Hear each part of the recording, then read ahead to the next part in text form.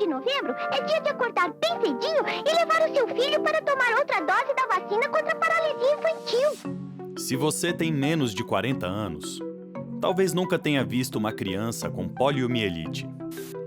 Durante muito tempo, a infância de brasileiros foi assombrada por doenças que hoje em dia foram eliminadas ou controladas pela vacinação. O país era constantemente assolado por epidemias, especialmente prejudiciais às crianças, como varíola, meningite, sarampo e poliomielite.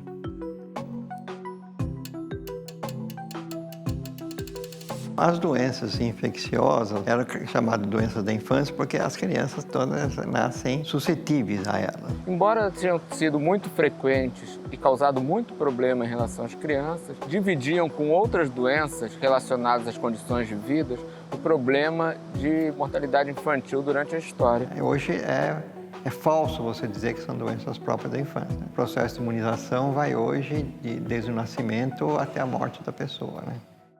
A evolução da ciência mudou este cenário. Hoje, graças ao amplo acesso às vacinas, mães e pais não precisam mais encarar estas doenças como algo inevitável para seus filhos.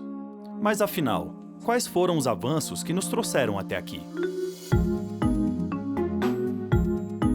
Coqueluche, difteria, tétano hoje são evitadas com a vacina tríplice.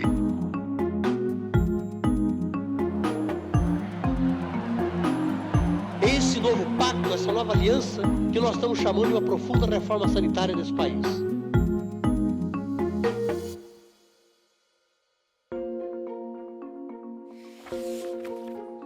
Antes do desenvolvimento da vacina contra a varíola, houve na história da humanidade várias formas de se tentar evitar a doença. Uma delas foi a variolização, que é a ideia de você colocar um pouco do pus, das feridas das pessoas doentes em pessoas sãs, em baixa quantidade, para possibilitar a criação de resistência à doença. E ela, ao mesmo tempo que protegia efetivamente, ela gerava muitos riscos de levar outras doenças ou mesmo de provocar a doença.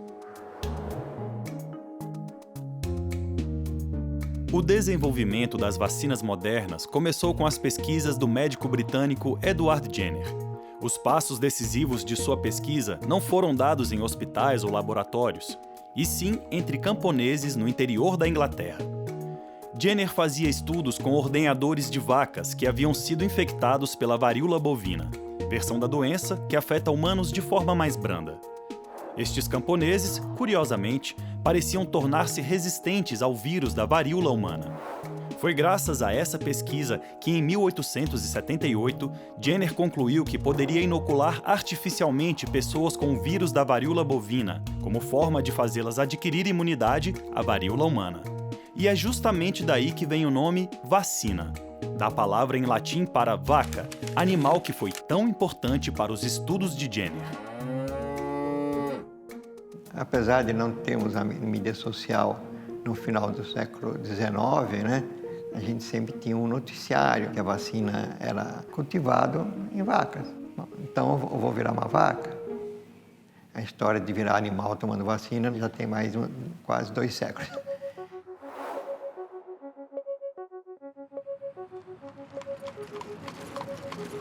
Quase 80 anos depois, outro passo importante foi dado na história do desenvolvimento das vacinas por Louis Pasteur. Você já deve ter ouvido falar nele por conta de outras descobertas: o processo de pasteurização do leite e da cerveja. Mas, além disso, as pesquisas de Pasteur foram muito importantes para a elaboração das primeiras vacinas em laboratório. Na época, ele conduzia pesquisas sobre o vírus da cólera, utilizando galinhas como cobaias. Elas eram inoculadas com o vírus e, geralmente, morriam depois de um tempo. Mas, certo dia, um de seus assistentes cometeu um engano. Inoculou uma das galinhas cobaias com uma amostra atenuada do vírus. A infecção dessa galinha foi mais branda e, para surpresa de todos, ela ficou imune à doença. Os grandes avanços da ciência são frutos de muito trabalho e dedicação. Porém, um pouco de sorte também é de grande ajuda. O trabalho de Louis Pasteur teria ainda uma influência decisiva na história da saúde pública no Brasil. Em 1887, um jovem médico paulista mudou-se para Paris com o objetivo de estudar bacteriologia. Ele era Oswaldo Cruz, que se tornou um dos nomes mais importantes da história da medicina brasileira. Não é à toa que o renomado Instituto de Pesquisa Fiocruz foi batizado em sua homenagem. Após 2 anos estudando no Instituto Louis Pasteur, Oswaldo Cruz voltou ao Brasil focado em aplicar aqui o que aprendeu na capital francesa. Lá no início do século, quando se criou o Instituto Soroterápico de Manguinhos e o Instituto Butantan em São Paulo, aliás, são frutos da mesma crise de peste bubônica em Santos, essas instituições eram pequenos institutos para estudo científico e produção de vacinas. Esses institutos, no início do século passado, eles estavam assim na ponta da linha dos conhecimentos científicos da época. Frente ao Instituto Soroterápico Federal, ele se dedicou a pesquisas, fabricação de medicamentos e a formação de novos sanitaristas. A Fiocruz é reconhecida mundialmente e, em 1925, a convite de Carlos Chagas, recebeu uma visita ilustre. E aí, você reconhece esse homem da foto? A gente hoje está vivendo a Covid e está vendo tanto o Butantan como a Fiocruz e sua capacidade de produção de vacinas. Esse processo se deu historicamente em relação a epidemias de gripe, epidemias de meningite, epidemia de zika. Então, essas instituições, tanto no âmbito da produção como na formação de quadros da saúde pública, são fundamentais para o desenvolvimento do país. As pesquisas e intervenções de Oswaldo Cruz mudaram para sempre os paradigmas da saúde brasileira. Porém, nos anos seguintes, ele teria que enfrentar um desafio que não havia previsto.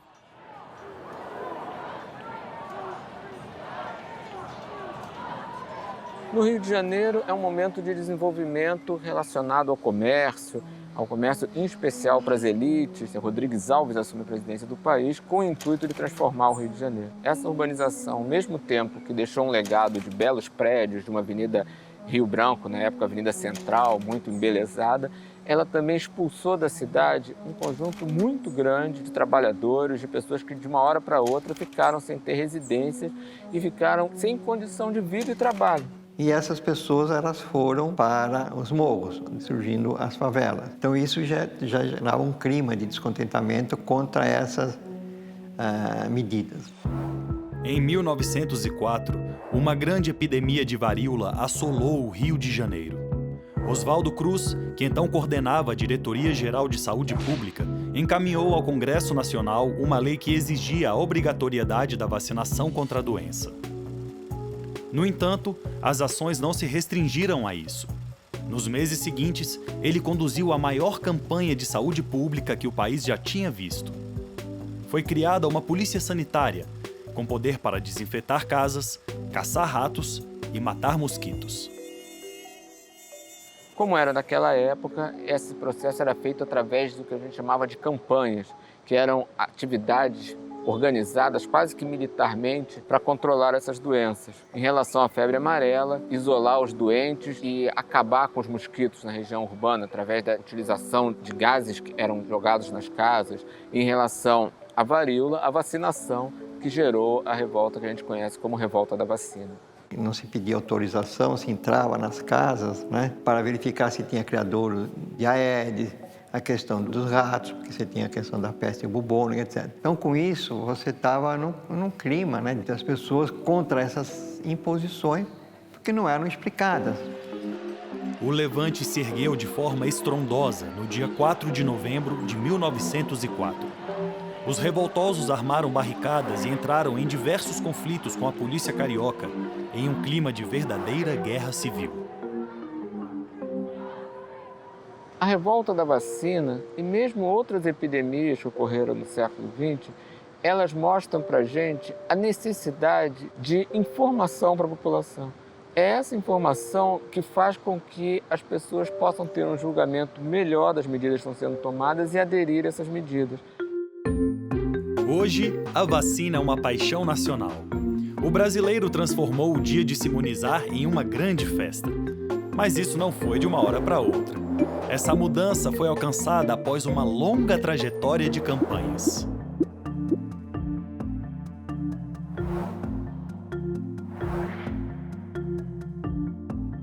A campanha de erradicação da varíola envolveu uma intensa atividade de vacinação e de ações de vigilância. Sobre o tema, o pesquisador da Fiocruz, Gilberto Rothman, fez um comentário interessante. 60 anos depois de uma revolta contra a vacinação obrigatória, a população, em vez de fazer barricadas, não só saiu de suas casas, como formou filas e aglomerou-se em praças públicas para ser vacinada. Na verdade, se vacinar no Brasil se transformou numa festa. E isso tem a ver com várias iniciativas e políticas que foram desenvolvidas no decorrer do século XX, na sua segunda metade. Quando de várias epidemias, a ideia de levar vacinação e campanhas para o interior, para festas como no Nordeste, onde tinham romarias e festas, levavam-se as práticas de saúde para esses lugares, fez com que a aceitação dessas práticas se tornasse extremamente forte no Brasil. Depois de séculos de pesquisa e de muitas tentativas de combater a varíola, essa doença terrível finalmente foi vencida. O sucesso da campanha abriu novas possibilidades, muito mais audaciosas. Se foi possível mobilizar o país e erradicar a varíola, por que não fazer isso com outras doenças?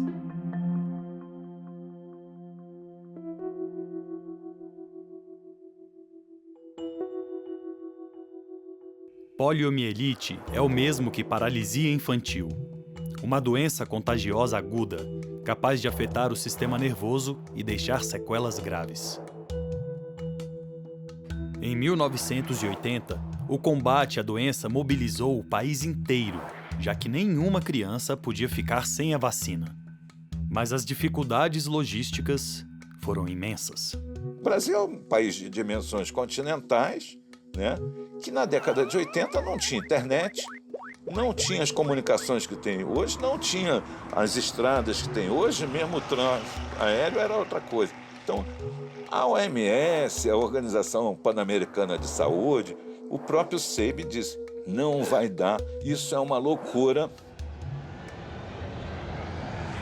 Mas deu certo. A decisão do Estado de vacinar em massa e o empenho da sociedade em levar as crianças para se imunizar tornou possível o alcance desse público nas duas etapas. Nascia assim o Dia Nacional da Vacinação. Num primeiro ensaio no Nordeste, não tinha viatura para levar as vacinas. E um delegado disse, eu tenho as viaturas. E foi usado carro roubado, que estava no pátio, com ligação direta, para cumprir uma missão pública. Que em algumas regiões da Amazônia não tinha nem como pousar. O avião passava o rádio, estão passando. E combinava com o pessoal lá de baixo, eles estendiam os lençóis no mato para dizer, é aqui. O avião dava um rasante e alguém inventou uma bola, uma esfera de isopor, e as vacinas iam dentro dela, faziam um boliche ali, né? Era uma vez num castelo bem distante, onde nasceu um bonequinho muito simpático, símbolo de saúde e da vida de toda criança. Sua tarefa era prevenir doenças. Por isso, lá ia ele vacinando todo mundo contra a paralisia infantil, sarampo, coqueluche, tétano, difteria e tuberculose. O último registro da polio no Brasil é de 89. E esse mérito é dividido com o famoso garoto propaganda, que mais tarde virou sinônimo de vacinação. O Zé Gotinha é uma criação do designer Darlan Rosa, a pedido da Unicef e do Ministério da Saúde. O concurso para a escolha do nome do personagem mobilizou estudantes de todo o país. E o sucesso foi tão grande que hoje ele é não só o símbolo do combate à paralisia infantil, mas também do Programa Nacional de Imunizações, o PNI. Fazer com que os imunizantes chegassem até as pessoas e que elas confiassem na vacina foram desafios imensos que enfrentamos ainda hoje. E outros estavam por vir. O Dia Nacional da Vacinação mostrou que, num país como o nosso, a saúde tem que ser pensada de dentro para fora. Esse dentro é composto por mais de 5.000 municípios, cada um com suas características. Mas como pensar uma política nacional em um país com realidades tão diferentes?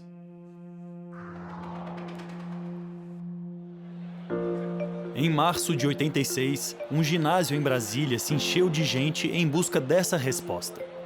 Acontecia a 8ª Conferência Nacional de Saúde.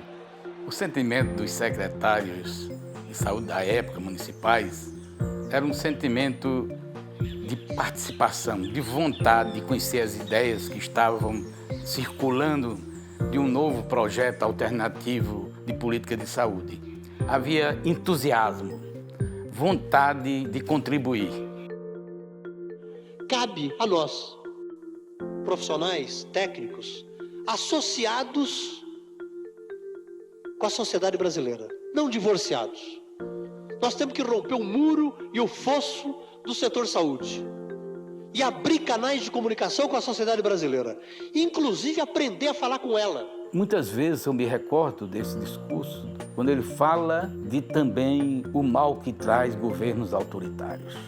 Em qualquer trecho que se escolha, você tem uma história para contar. Nós temos que começar a transformar nossa linguagem e a mudar o nosso ouvido, para que quando uma sociedade de bairro e um sindicato fale, a gente entenda.